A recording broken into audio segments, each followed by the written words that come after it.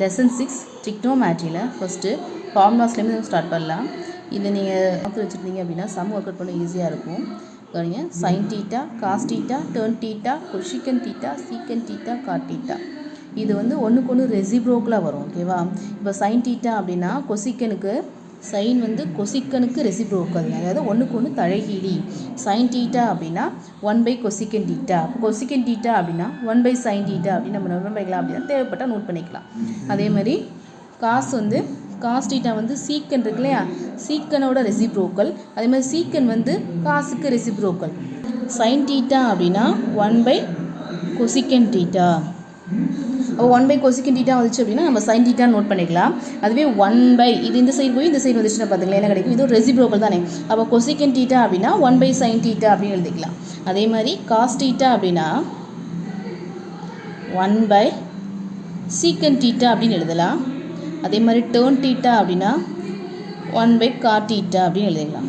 ஓகேவா? ரெசிப்ரோக்கெலாம் என்ன பண்ணிக்கலாம் அப்படின்னா சேஞ்ச் பண்ணி நம்ம எழுதிக்கலாம். ஒன்றுக்கு ஒன்று தலைகீழாக நம்ம மாற்றிக்கலாம். ஸோ இது எப்படி எழுதிக்கலாம், கொசிக்கன்னா 1 சைன்னு எழுதிக்கலாம். ஓகேவா? அதே மாதிரி இதே என்ன பண்ணிக்கலாம் அப்படின்னா ஃபார்மேட் மாற்றி எழுதிக்கலாம். ஓகேவா? இதை கவனிங்க, இதில் இந்த ஃபார்மேட்டை நீங்கள் முதல்ல நல்ல ஞாபகத்தில் வச்சுக்கிட்டீங்க அப்படின்னா தான் ஒன்றோட ஒன்று எது ரெசிப்ரோக்கல் நம்ம கன்ஃபியூஸ் ஆகாமல் இருக்கலாம். ஓகேவா?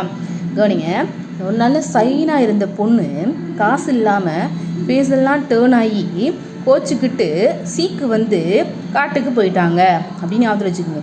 நான் next one formulas theta plus cos square தீட்டாவோட value 1, cos square theta plus sine square தீட்டாவோட வேல்யூ 1 மாற்றி கூட சொல்லிக்கலாம். ஓகேவா? அதுக்கப்புறம் இன்னும் 2 ஃபார்முலா இருக்குது. சீக்கன் square theta minus Don square theta equal to 1. ஓகேவா? சீக்கு வந்துச்சுன்னா ஃபேஸ் டேர்ன் ஆயிரும், இப்படி அதில் வச்சுக்கோங்க. அடுத்து கொசிக்கன் square theta minus God square theta equal to 1.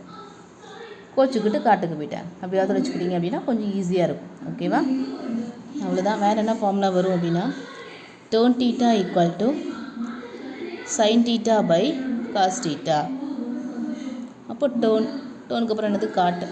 அப்போ காட்டுனா என்னது, சைன் அந்த டேர்னோட ரெசிப்ரோக்கல் தானே காட்டு. ஸோ இது எப்படி எழுதிக்கலாம், அப்படியே ரெசிப்ரோக்கல் எழுதிக்கலாம். Cos theta by sine theta. Maximum இந்த ஃபார்முலாஸ்குள்ளேயே மேக்ஸிமம் என்னவாயிரும் அப்படின்னா உங்களுக்கு இந்த 6 மேக்ஸிமம் யூஸ் பண்ணுறது கான்ஜுகேட் எடுக்கும்போது a + b × a - bன்னு வரும்.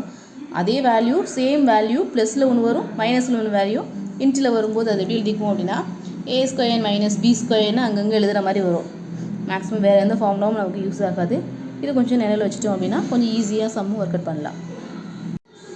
Exam 6.1 prove that tan square theta minus sin square theta equal to tan square theta sin square theta. நம்ம என்ன பண்ணணும் அப்படின்னா ப்ரூவ் பண்ணணும். லெஃப்ட் சைடு இருக்க வேல்யூ எடுத்துக்கலாம்.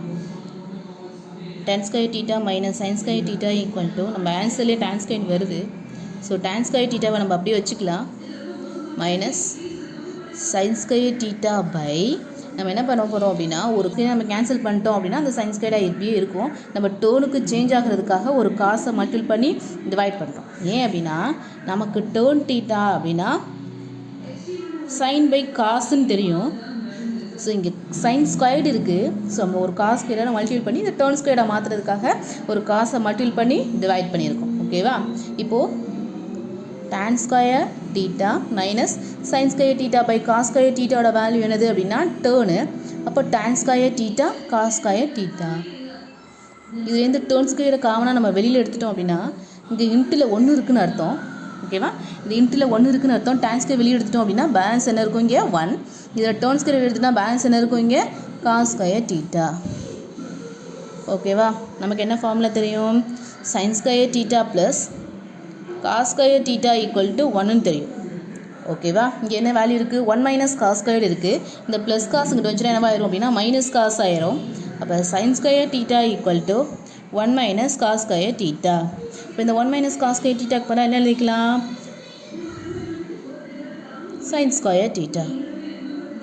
ஸோ ஆன்சர் வந்துருச்சு. Minus sine square theta equal to tan square theta sin square theta. Prove பண்ணியாச்சு. ஓகேவா? Prove that sin a by 1 plus cos a equal to 1 minus cos a by sin a இருக்குது.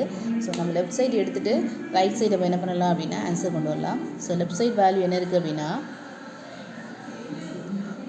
Left hand side வந்து sin a by 1 plus cos a அப்படின்னு இருக்குது. sin a நம்ம அப்படி நினைப்போம். ஓகேவா, கீழே என்ன வேல்யூ இருக்கோ அந்த வேல்யூக்கு இங்கே ப்ளஸ் இருந்துச்சு அப்படின்னா இங்கே மைனஸ் எடுத்து இந்த வேல்யூ பாருங்கள், இது ரெண்டு இப்படி கேன்சல் பண்ணிட்டோம் அப்படின்னா அதோட வேல்யூ 1 ஆயிரும். ஓகேவா, அதான் காஞ்சிக்கிட்டு கீழே இருக்க வேல்யூக்கு அப்படியே ஆப்போசிட் சைன் சேஞ்ச் பண்ணி மல்டிபிள் பண்ணி டிவைட் பண்ணியிருக்கோம். ஓகேவா, so sin a into 1 minus cos a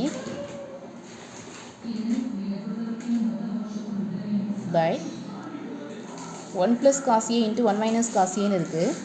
ஓகேவா, 1 plus cos a into 1 minus cos a அப்படின்னா a plus b a minus b அப்படின்னு ஃபார்மேட்டில் இருக்குது. a plus b a minus b. So a plus b into a minus b நம்ம எப்படி right பண்ணிக்கலாம் அப்படின்னா a square minus b square நம்ம எழுத முடியும். ஓகேவா, a plus b into a minus b எழுதலாம், a ஸ்கொயர் மைனஸ் b ஸ்கொயர்னு எழுதலாம். இங்கே பாருங்கள் சேம் வேல்யூ, சைன் மட்டும் சேஞ்சஸாக இருக்குது. அப்படி தானே, அப்போ இது a plus b இது a minus b.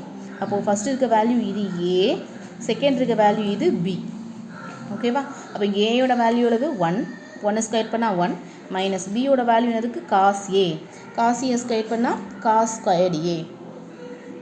ஓகேவா, நமக்கு ஆல்ரெடி ஒரு ஃபார்முலா தெரியும், sin square theta plus cos square theta equal to, ஓகேவா, ஈக்குவல் டு என்னன்னு தெரியும் 1ன்னு தெரியும். நமக்கு இங்கே என்ன இருக்குது 1 மைனஸ் காஸ் ஸ்கொயர் இருக்குது. அப்போது இந்த சைன் ஸ்கொயர் அப்படி வச்சுக்கிட்டு ப்ளஸ்ஸாக இருக்கிற அந்த சைட் போனால் என்ன வரும் அப்படின்னா 1 மைனஸ் காஸ் ஸ்கொயர்.